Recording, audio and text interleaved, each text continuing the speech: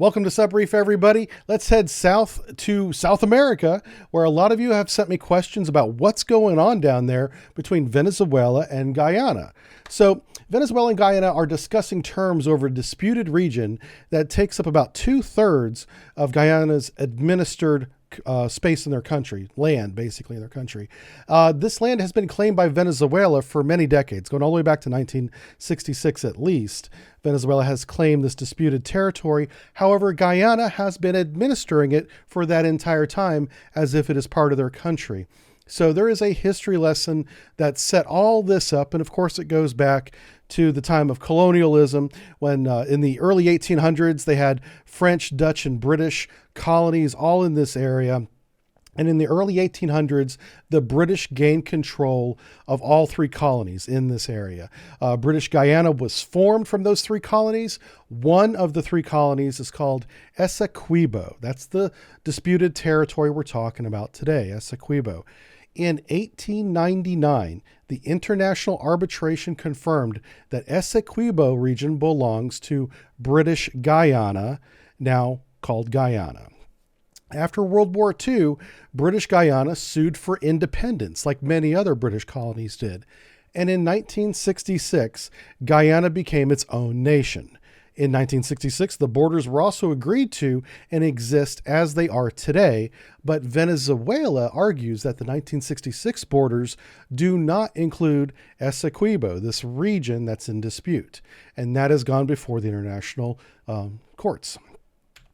So it's been like that since 1966 until 2018, very recently.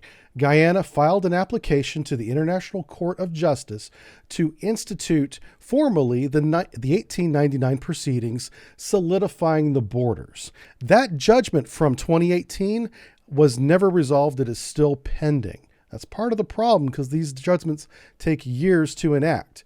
So on October 23rd, 2023, Venezuela essentially got tired of waiting. The government of Venezuela, through its National Electoral Council, published a list of 5 questions of what it plans to put before the Venezuelan people as what they call a consultative referendum on December the 3rd. It's back in October now. Before December the 3rd comes, Guyana goes back to that International Court of Justice and asks them to prevent any proceedings that would issue a referendum in Venezuela. Well, December 3rd comes and goes. Nothing's done to stop this consultative vote, essentially.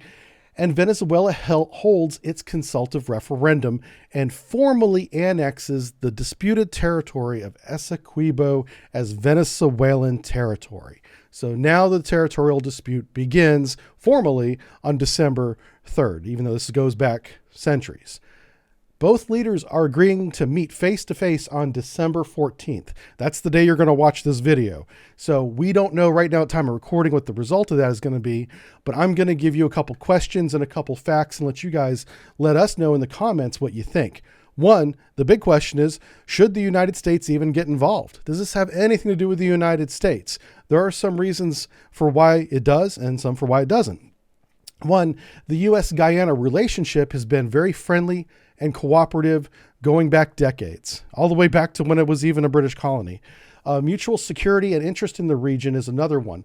A lot of drug trafficking out of South America is trafficked through Guyana, and Guyana helps the United States Armed Forces catch that traffic. Venezuela, on the other hand, is friendly with Iran, who is hostile to the United States, and a member of OPEC as well. Venezuela is under international sanctions, but those are led by the United States. So here's some facts about the military. The Guyanan military total is about 3,000 personnel.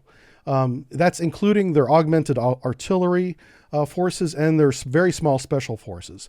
They do have a Coast Guard that the country describes itself as a small force, and they've been trying to purchase the Defiant 115 gunboat that you see pictured up there in the top right, but there is no evidence that they've actually received delivery of those yet. If anyone knows or has an update on that, please let us know in the comments. Now let's look at the other side, at Venezuela.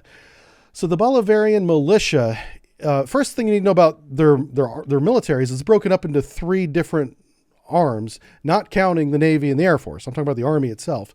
The militia is armed civilians that are paid a stipend to train every month, and they are responsible for policing, local security, and even some border patrol. And that's a force of 200,000 people that are armed. Americans do this for free, but in Venezuela, they are paid a stipend to have a rifle and practice it at a firing range regularly. And that is the militia, 200,000 people. With them is a formal National Guard of about 30,000 infantry. And then there is a regular army in the Venezuelan army of about 150,000 military. They also have a small Air Force and a small Navy to accompany that. So militarily speaking, the Guyanans are outnumbered over 100-1. This would be a very easy military victory just by sheer numbers if it comes to that for Venezuela. So we'll see what happens of this. We'll do an update next week if anything comes out of that meeting, and hopefully tensions stay low. Nothing breaks out about this. But the big news is Venezuela has just claimed part of Guyana as its own, and it's an oil-rich territory. That's why this is so valuable. I should mention in 2015, ExxonMobile found oil in this region, and it's up for grabs as to who gets it first. Venezuela has already issued drilling licenses for this territory, despite not owning it, essentially. They're just claiming it now. We'll see where that goes. All right, let's head over to the South China Sea to see what's going on over here. We have USS Carl Vinson Strike Group is underway, conducting routine operations. I know all of the leadership of the Navy cringes every time I say routine operations at sea, because there's no such thing as routine anything on board a ship, a submarine, certainly not a flight deck. But just know that they're out there not doing any specific exercise, just honing their skills, staying fresh. And I chose this picture. I thought it was fantastic because we see a lot of aircraft carriers and destroyers in the fleets. And of course, the pilots in the planes, they deserve all the credit that they get for the job that they do. But the people making that happen, the sailors, officers, and enlisted, all working together like you see here in the picture, are what makes that work, what brings it all together. So a big salute to just the average everyday sailor out there doing the job. It's arduous duty on a good day, and it can be very exhausting over time. So big salute to everybody out there doing it. I did receive a message from what I believe to be a crew member from USNS Mercy. He was just asking me if I would mention them in one of my videos, and of course I will. The Mercy does great work. This is a floating hospital. It's one of, I believe we have a couple of these. And right now they're off the coast of Guam. I believe they were doing disaster relief for Guam because Guam got hammered by at least 2 typhoons this season. Could have been more. So they've needed some help. But what Mercy does is they offer medical assistance to whoever needs it. They just go around doing, of course, exercises and working with the fleet. But in addition to that, they also help anybody that needs it. I know when I was in the Navy, they were off the coast of Haiti. It might not have been the Mercy. It may have been their sister ships. But they were doing free medical screenings, dental care for just people of Haiti. Because we had the resources to do it.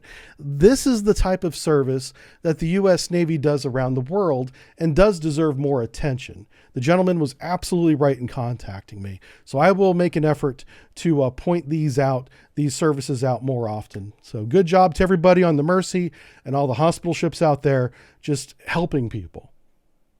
Good job. All right, let's talk about the P8A Poseidon flight through the Taiwan Strait that happened just a couple days ago. This flight was done in international airspace between mainland China and Taiwan. And there was no protest. There was no message from China saying, hey, stop interfering with us. And more importantly, there were no aggressive acts of flying trying to get in the way of our Poseidon plane. There was no reckless behavior. There were no lasers being shot at each other, trying to, blind the pilots or whatever. And because of that professional behavior, I took a look at myself here, and I'm going to do the same thing. So last week I tried to use some offensive humor to add some light variety to the channel, and it didn't work out as well. It wasn't funny and ended up being highly offensive, kind of the exact opposite of what I wanted. And after watching the replay of that, I ended up being very embarrassed by that video. I was like, yeah, I went too far on that one. So here's what we're going to do here at Subbrief. We're going to hit the reset button, and we're going to reciprocate the professional behavior from China by acting professional about our flight in international space with a professional discussion of what the Shandong is doing right now. This Type 002 aircraft carrier is one of China's main aircraft carriers. She's at sea right now, very close to Taiwan, very close to where our P8 Poseidon flight was. They're going out, they're just practicing flight operations, and there's no real substitute for landing on a flight deck at sea for these pilots. So the PLAN pilots are getting some great experience taking off and landing from the Shandong. The Shandong can only stay at sea for 6 days without refueling, and right now there's no tanker with her. So unless they bring a tanker soon, she'll be heading back to port in a few days. She's in the same area as our P8 Poseidon flight, and they did no aggressive behaviors around her despite being in the vicinity. So good job to everybody involved, U.S. Naval Air Wing people and the Chinese Navy for not instigating and raising tensions. This is a good place to start the new year. All right, having said that, let's move over to the Middle East. We're going to talk about the USS Gerald R Ford. She continues her extended deployment in the Eastern Mediterranean Sea, keeping an eye on that region, trying to keep other countries from involving themselves in the conflict that's going on right now. So far, that seems to be working. We haven't seen any direct escalation from other countries. We have seen indirect, but no direct escalation. So it seems to be working. Now, this crew and the ship has been deployed since May, and that is a very long time for them to be away from home port and their families. Obviously, with the holidays happening right now, I'm sure it's very stressful for everybody. Some people on board having bad days are probably thinking, this is not what I signed up for. Unfortunately, it is what you signed up for. And I hope you don't have those negative thoughts. But I know how easy it is to slip into negativity during this time of year when your deployment has been extended into the holidays. That sucks for everybody. Nobody wants to be there, but just get through it. And if I can do anything to help you guys get through it with a laugh and a smile and just a thank you, I'll be here for you. Same goes for the USS Baton, LHD-6, and the Carter Hull that's attached to her, and the destroyer escorts that are with her. They've been at sea since July, going all around the world, it seems. I believe they were started out in the Pacific, and here they are in the Red Sea now, just keeping an eye on shipping. The Department of Defense and the Pentagon have made it public now that the United States Navy will do its best to protect civilian shipping in and around Yemen as it goes by there. For years, like when I was in the Navy decades ago, we did not make those public statements. And quite frankly, we did not protect public shipping when things like this happened, whether it was a hijacking or a blatant attack. And we had stepped away from that role for a long time.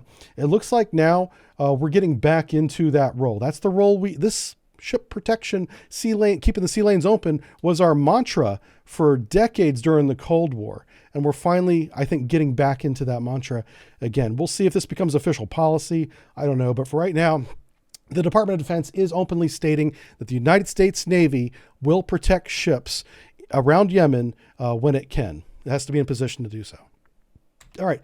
And not only did we add HMS Diamond to the task force, the French are involved too. So welcome to the fight, French.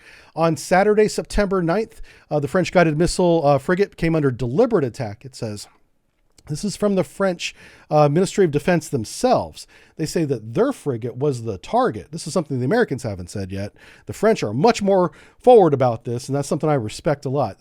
They believe that their frigate was targeted by 2 drones coming out of Yemen, and they shot them both down with the Aster 1-5 surface-to-air missiles. The range on that missile is about 30 kilometers, so that drone must have been pretty close. And it's pretty clear that if you're the only ship in the area, then you're probably the target. And that's what they're publicly stating now, is that Yemen tried to attack a French frigate. And the attack was stopped with self-defense surface-to-air fire. So welcome to the party, pals. And it's great to see our allies on board. And hope everybody has a great holiday season. And I'll see you guys next time. Thanks for watching, everybody. Bye.